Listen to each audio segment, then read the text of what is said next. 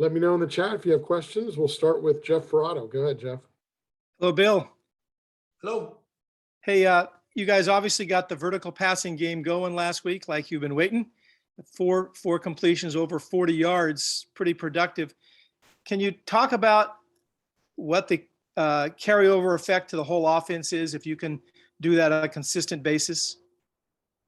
Yeah, I think that helps us not have to convert so many third downs when we want to drive down the field, and it's just a good thing. Hopefully that'll loosen up some of the safeties, so we can run the ball better too when we decide to hand it off. And there was a lot made of the fact that Nevada played a defense that tried to take away the deep ball, and TCU played more aggressively, and so that opportunity maybe was there more.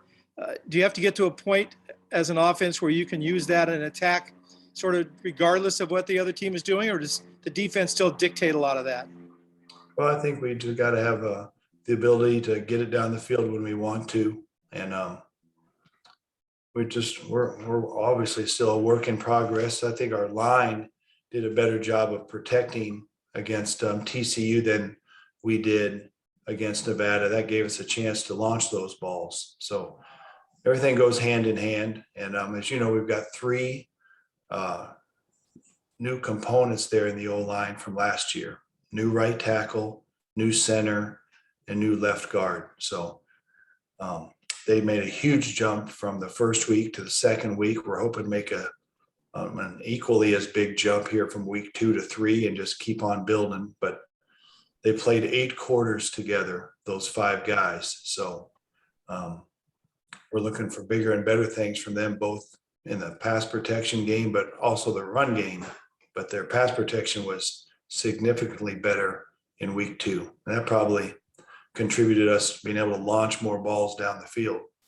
And I believe that you guys averaged 8.5 yards per rush in the second half. Do you attribute any of that to the fact that they had to respond to what you were doing with your pass game? It could be, yeah. That could have been a factor. But I think our team is getting better, not game by game, but quarter by quarter. Once again, 3/5 of the O-line is new, playing a new spot.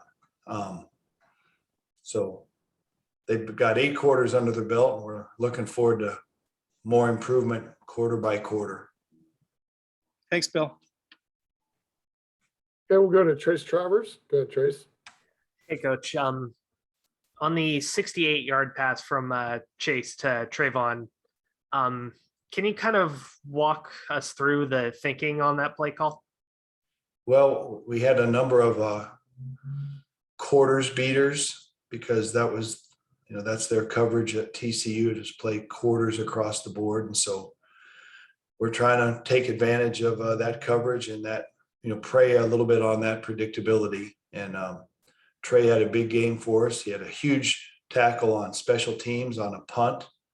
And boy, he blocks like no other receiver we have. So he just had a great all-around game and came up with another big play for us on a 1st and 10 at that time. I was reading something about, let's see, it's called an Ohio concept for against quarters. Is that one of those where it's one of those high-low type deals that you ran?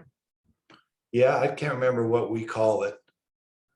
But we try to maybe put a piece of cheese in front of somebody and then high-low them with somebody over the top.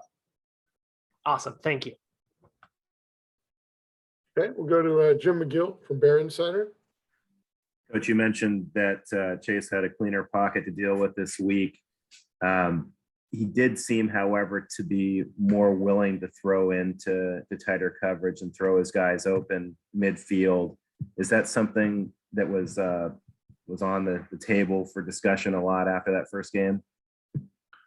Well, I think he knew we were in another dogfight 2 weeks in a row, and that's the way sports are. We got to, be ready to battle and battle and battle and battle. So especially like on a 3rd down, maybe the first play of the 4th quarter, pocket was collapsing. He had somebody up in his kitchen. I don't even know how he got the ball airborne, but somehow he got it in the vicinity of Jake Tonjes, and he made a catch. So I think Chase is just getting more comfortable with the system now that we're in our second year. And of course, he's a competitive sucker now. So he's going to lay it all on the line each and every time. And can I just ask you about that last 2-point conversion play? From my vantage point, real close, it sure seemed to be in without a fumble. What did the review look like? It looked like his knee was down. It looked like Damien's knee was down before the ball crossed the plane. So Got that's it. a good call. Thanks. Does anybody else have a question? If you do, go ahead and put it in the chat and let me know. Ashley, I don't know if you have one. If you do, go for it.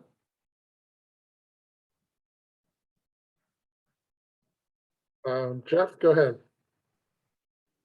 Yeah, Bill, can you just talk about what you're seeing on tape from the Sacramento State defense? What is it they try to do, and what are their strengths, and what's it look like? We've got 2 games of film on them from this year. As we know, none from 2020, but a lot of good film from 2019, especially, they play a great schedule. They're in a super league, and they played Arizona State in 2019. So we've been really watching a lot of film. We feel like we can never watch too much. So we've been putting in long hours and seeing if we can crack the code on these guys, because they're aggressive. They stem the front at times during your cadence. So we've got to be real sharp and being able to identify where they are when the ball's snapped. Thanks. Okay, Trace Travers looks like he has another question. Go ahead, Trace. Yeah, can you clarify what it means to stem the front for those that don't know, including Yes, myself?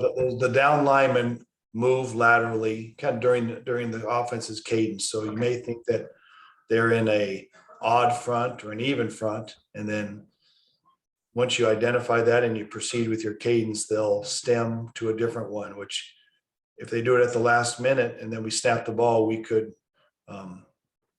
be in a state of confusion, on offense. So we want to make sure and anticipate that and be sharp and have plays that can hold up against that type of movement and confusing tactic there pre-snap.